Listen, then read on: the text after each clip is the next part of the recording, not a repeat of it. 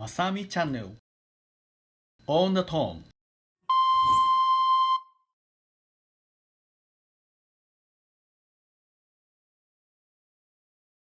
私のモットーって昔から壊れにくい、簡単、よく走ると。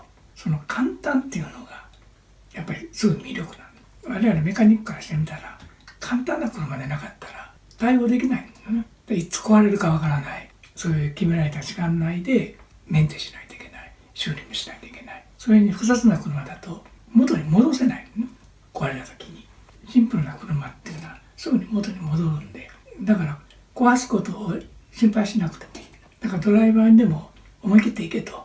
壊れたら絶対直すよと言える。これにこの次の車、その2つですよね。ステルスカー。それ以後はもうステルスじゃないんでね。アソシエイテッドがガチで出してきたステルスカーって89年と2年後の91年のその2回だと思うんですね。で93年はブライアン・キンワルドがイギリスで優勝したんですけれども、ほぼドノーマルの車に戻ってるんですね。だからやっぱり時代の流れでステルスでアソシエイテッドがレースに出たっておそらくこの2大会だけじゃないかなと思いますね。で95年はトランシスも、これもノーマルです。だから97年はまさみが TQ を取ったと。これもノーマルです。これが1997年 TQ 取ったランチピットショップアメリカ。これが99年のフィンランド。そうで B2 から B3 になって、それを初めて世界戦で使ったと。同じようにこれも B3 ね。でもほとんど変わってない。なぜここにあるかっていうのは、これがノーマルだからね。ステルスじゃない。ステルスじゃないんでね。だから時代4年間もうどうしてもアソシエイテッドはチャンピオンシップを取りたくて、とにかく勝てる車を作るっていう、そういう4年間だから容易に販売することもできなかったんでしょうね。難しい時代というか、スペシャルな時代を駆け抜けてきたスペシャルなマシンっていう、そういう位置づけよね。だから本当にスペシャルなんですよね。私らがチームに入って教えられたことっていうのは、とにかく勝たないとダメだと。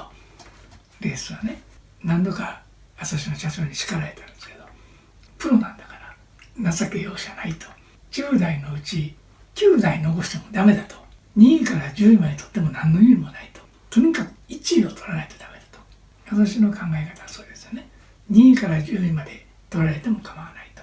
2番では宣伝にならないと、ね。ちなみにアソシエイテッドの世界選手権の少数なんですけど、85年に大会が始まって、で2024年かまでに19戦やってるんですね。世界選手権バギーのニッククラス、19戦のうち何勝してると思います？アソシエイテッドの車。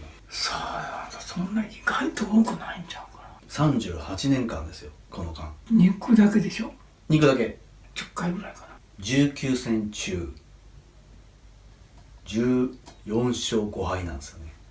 あ、そう。もう5敗は僕でも覚えられるぐらい少ないですね。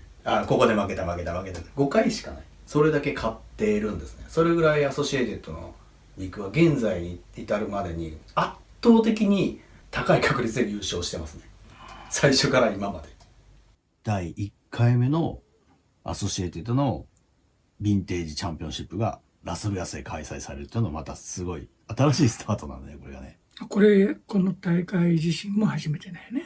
第1回。今まではリーディレースっていう、アソシエイトで働いてたマイク・リーディさんが主催しているレースがもう世界中であったけど、アソシエイテッドの主催ではなかった。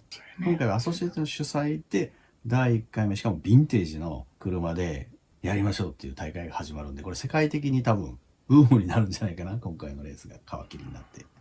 僕はそのステルスの今回のクラスなんで、おそらく1989から1993クラスと、もう一つB3 があるんで、B3 のクラスも出ようかなと。いや僕は思うのは、ステルスカーで出ますかって聞かれて、もう出ますよっていうふうに答えてるんですけど、このステルスカーって実は発売されたことがなくて、そうだよね。再販でもないし、復刻でもないので、これ新発売なんですよ。2025年、完璧にこのレギュレーションから外れてるんで、これどこに入れてもらえるのかなと。面白いね、このレギュレーション。そうやな、外れてんの考えみたらな。その時の車やからな、そうそうそう全くのレブレーカーやから、別に問題ないのじゃう。っていう風になるんでしょうね。うん、そうやろな、そういうなかったら出られへんわな。今回このロングスパンのサスアームでアルミってやったことないんで、まあ、今のタイヤ、今のパワーソースで走らせたら意外といけそうな気がするね。それやってみたいね。硬い。硬いね。結構厚みがあるね。今までのBX とか、あの辺より厚いんちゃうかな。エンジンカーぐらいあるか。 2.5 やね。でカーボンのシャーシーもテストしたいので、両方テストしてみて、どっちがいい方を選んで持っていこう。組み方によって走り変わんのよね。変わるね。これはねそうなんよ。だから誰でも作れば同じ走るわけじゃないんで、そうでもあえてちょっと申し訳ないけどやってもらおうとって持ってきたんで。で特にこのアッパーデッキがついた車っていうのは結構難しいのよね。アッパーデッキで固定によってねじれが変わるんでね。ネジの締め具合とかもあるよね。そう。だから今まで安いの車ってアッパーデッキなかったから、結構自然にニュートラルになるのよね。だからねじれたらねじれたままでサスで調整するしかなかったけど、アッパーデッキってしたらまた状況変わるんでね。バッテリーの止め方一つで変わってしまうしね。バッチリできてますね。おお、これどうですか。はい。やっぱオーラあるね。ねえ、なんか違うオーラ感じね。るね。